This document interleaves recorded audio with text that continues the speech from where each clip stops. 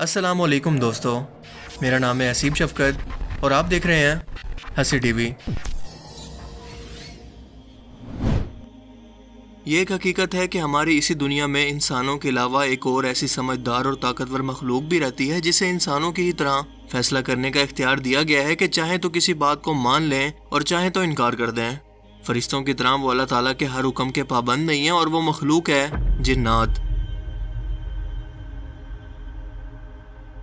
जिन्नात अक्ल और सोच के मामले में इंसानों से कमतर हैं, मगर बहुत सारी ऐसी दूसरी खूबियां हैं जो इन्हें इंसानों से बढ़कर अल्लाह ताला की तरफ से अता की गई हैं। मसलन इनका कोई मादी जिस्म ना होना, बेपनाह ताकत, लंबी उम्र, हवा में उड़ सकना और वक्त में पीछे सफ़र करके इंसानों के माजी के बारे में जान लेना वगैरह।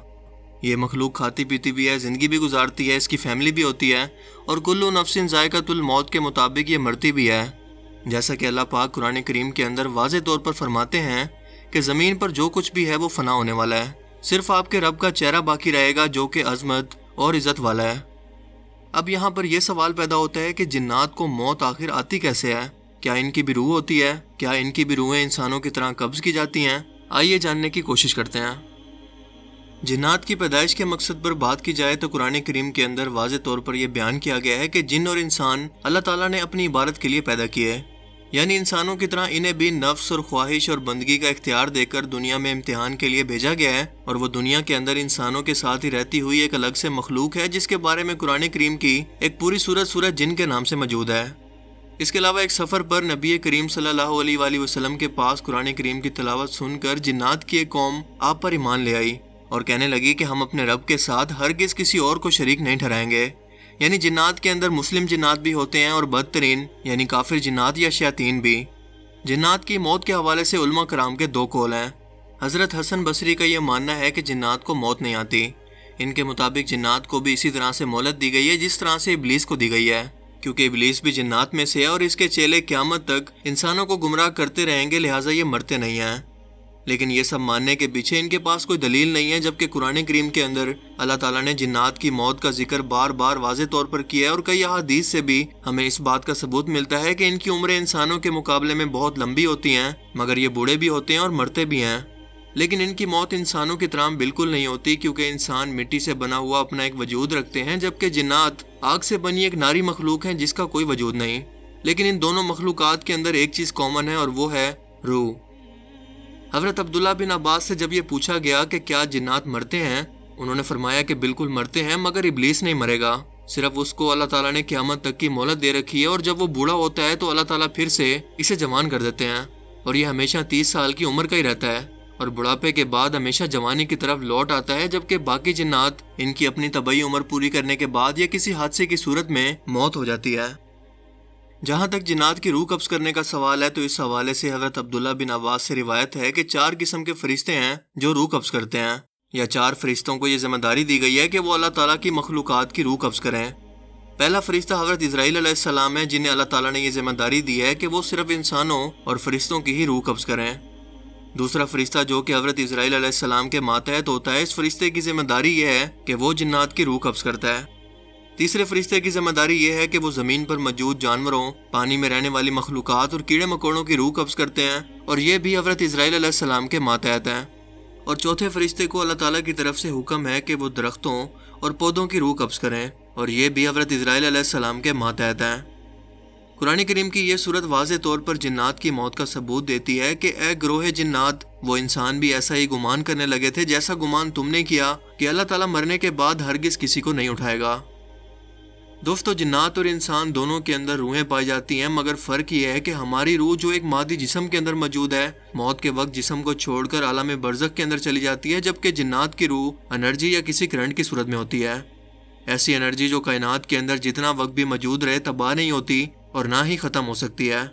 ये एनर्जी इंसानी जिस्म के अंदर भी नेगेटिव और पॉजिटिव एनर्जी की सूरत में मौजूद होती है और इंसान की मुसलसल गुनाह करने की वजह से इसकी नेगेटिव एनर्जी बढ़ जाए तो ये जिन्नात इंसान के जिस्म में दाखिल होकर उसके जिस्म पर कब्जा करने की कोशिश करते हैं।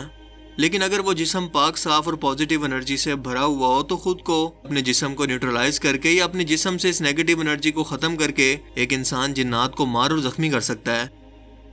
इसीलिए अल्लाह के रसूल सल्लल्लाहु अलैहि वसल्लम ने जिन्नात के बारे में फरमाया कि जिन इंसान के जिस्म में खून की तरह दौड़ते हैं, اسے گناہ کی طرف مائل کرنے کی کوشش کرتے ہیں کہ اس کا دل برے خیالات اور نیگیٹو انرجی سے بھر جائے۔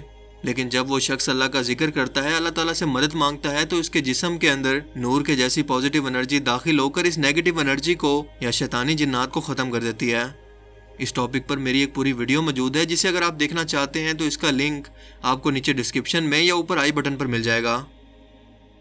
جنات کی موت اور بھی کئی طریقوں سے ہوتی ہے۔ ایک تو طبعی موت، جو کہ وہ بوڑھا ہو کر کئی سو سال کے بعد مرتے ہیں۔ اس کے علاوہ اگر کوئی جن کسی جانور کی شکل بدل کر انسانوں کے سامنے آ جائے اور کوئی انسان اس جانور کو مثلاً کتے یا بلی وغیرہ کو مار دے، تو وہ جن بھی اصل میں مر جائے گا۔ جیسا کہ روایت سے ہمیں پتہ چلتا ہے کہ ایک صحابی حضرت محمد بن نعمان انصاری رحمۃ اللہ علیہ اپنی قیام گاہ کے اندر آرام فرما رہے تھے کہ اچانک ان کے سامنے ایک ہولناک قسم کا ہفتہ ظاہر ہوا، جس سے وہ خوفزدہ ہو گئے اور اس کو مار ڈالا۔ اس واقعے کے کچھ ہی دیر کے بعد وہ اپنے گھر سے کہیں پر غائب ہو گئے۔ دراصل ان کو جنات اٹھا کر اپنے ساتھ لے گئے اور جنوں کے قاضی کے سامنے انہیں پیش کیا اور بتایا گیا کہ انہوں نے ایک جن کو قتل کر دیا اور ان کے مقتولین نے ان پر قتل کا دعویٰ کیا ہے۔ حضرت محمد بن نعمان انصاری نے اس سے انکار کیا اور کہا کہ میں نے کسی جن کو قتل نہیں کیا۔ تو قاضی نے پھر سوال کیا کہ مقتول کس شکل کے اندر تھا۔ بتایا گیا کہ وہ افتحے کی شکل کے اندر تھا۔ یہ سننے کے بعد قاضی اپنے پہلو میں بیٹھے ہوئے شخص کی طرف متوجہ ہوا تو اس نے بتایا کہ میں نے رسول اللہ صلی اللہ علیہ وآلہ وسلم کو فرماتے ہوئے سنا کہ جو تمہارے سامنے اپنی شکل بدل کر آئے تو تم اس کو قتل کر دو۔ یوں اس جن قاضی نے حضرت محمد بن نعمان انصاری کو رہا کر دیا اور وہ اپنے گھر لوٹ آئے۔ اسی طرح سے ایک اور صحابی کے بارے میں روایت ہے کہ ان کے گھر پر بار بار ایک افسہ موجود ہوتا، انہوں نے اس افسہ کو مار دیا۔ آپ صلی اللہ علیہ وآلہ وسلم کی خدمت میں پیش ہو کر جب انہوں نے اس واقعے کو پیش کیا تو نبی کریم صلی اللہ علیہ وآلہ وسلم نے اس بات کی تصدیق کی کہ وہ ایک جن تھا۔ آپ نے فرمایا کہ جب کوئی بھی سام تمہارے سامنے آئے تو 3 بار اذان دو یا اسے 3 بار وارننگ دو کہ وہ سامنے سے چلا جائے، اور اگر وہ وہاں سے نہ جائے تو اسے قتل کر دو، کیونکہ اگر وہ کوئی جن ہوگا تو وہاں سے چلا جائے گا۔ اس کے علاوہ جنات ایک دوسرے سے جنگیں کر کے بھی انسانوں کی طرح ایک دوسرے کو قتل کرتے ہیں، جیسا کہ زمین پر انسانوں کے باپ حضرت آدم علیہ السلام کی تشریف آوری سے پہلے زمین پر جنات آباد تھے اور ایک دوسرے کو جنگیں کر کے مسلسل قتل کیا کرتے، مگر حضرت آدم علیہ السلام کی آمد کے بعد انہیں ویران اور بیابان جگہوں پر جنگ کے اندر شکست دے کر فرشتوں کی ایک جماعت نے قید کر دیا، جس کے کمانڈر حضرت جبرائیل علیہ السلام تھے۔